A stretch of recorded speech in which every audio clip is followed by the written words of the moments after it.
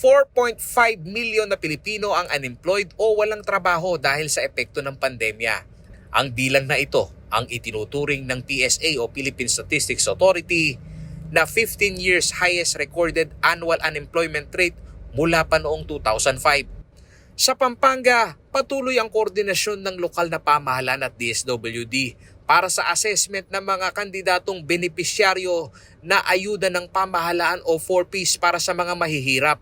Ayon sa DSWD Pampanga, may kasalukuyan umanong higit 51,000 nasa ilalim ng 4Ps at kahit na may krisis ngayon, wala pa silang kasiguraduhan kung madaragdagan ito.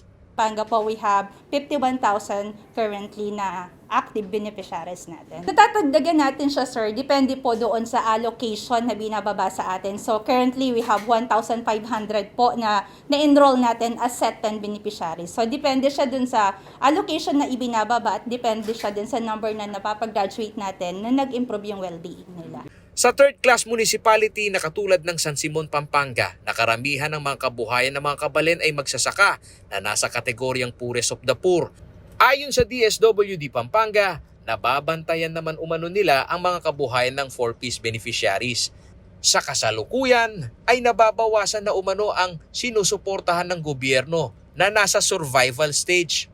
Sila yung mga pamilya na kung tawagin ay isang kahig isang tuka. We have 1,400 more than here sa San Simon. So, on the level of well-being po, ito kasi yung measurement natin para makita natin kung merong improvements sa kanila. So, from survival to subsistence to self-sufficiency.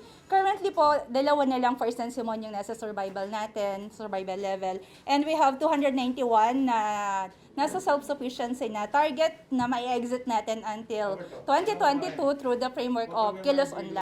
Tinanong namin ang DSWD Pampanga kung may mga naisasagawa na silang pag-aaral sa epekto ng kabuhayan ng mga taga-Pampanga dahil sa pandemya at ang datos ng poverty incidence sa Pampanga.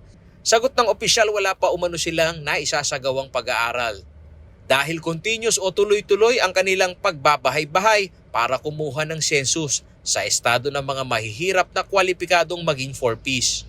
Ang poverty incidence natin dito, so ngayon sir hindi natin mataya, no? Pero ang importante dito, andito yung support mechanism kasi ang handle lang natin ngayon is the Pantawid Pamilyang Pilipino program. And of course, we have the other programs and services katulad ng social pension, supplemental feeding, and so on po under the DSWD. Sa poder ng lokal na pamahalaan ng San Simon sa alokasyon na higit 1,000 4Ps, sinabi ni Mayor JP Punsalan na may social protection program naman anya silang nakaantabay sa pagbangon ng mga kabalen na nasa poorest of the poor. Ang ginagawa po kasi namin, yung close coordination with DSWD, kung ano po yung may tutulong ng LGU para umangat po yung kabuhayan ng mga 4Ps recipient, no? Ay doon po kami pumapasok yung LGU. So kung may gumagraduate po, yung talagang di pa naipasok, tinutulungan namin. Pero sinisikap namin na dapat dumami pa yung gumagraduate dito sa mga member ng 4Ps para hindi lang umasa, no? Para maging self-sufficient sila. So ang 40 po ng local government ay tinutulungan namin sila. Ayon sa DSWD Region 3, wala pang dagdag na alokasyon sa 4Ps na ibinaba ng National Agency sa mga rehiyon na matinding tinamaan ang ekonomiya. Ang guidelines ng pagsasayos ng master list ng mga benepisyaryo nito ay pinagbubuti rin umano upang hindi mapolitika. Mula sa ayudang 500 pesos sa health educational allowance na nagdi-differ sa sinusuportahang estudyante, mula 300 pesos sa elementarya o junior high school naman na 500 piso, senior high school na 700 piso at rice subsidy na 1,200. Ito ang tinatanggap ng 4Ps beneficiary na taunan ang assessment ng DSWD sa loob ng 7 taon. Paulo G. Santos, CLTV News.